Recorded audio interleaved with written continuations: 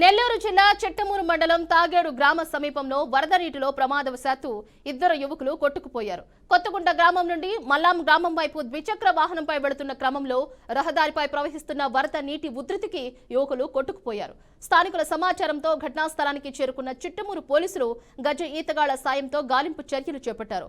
వరదలో కొట్టుకుపోయిన యువకులు మధు, షారుకులుగా పోలీసులు గుర్తించారు. యువకులిద్దరూ కొత్తగుంట గ్రామంలో ఓ చికెన్ షాప్ లో పనిచేస్తున్నట్లు పోలీసులు తెలిపారు.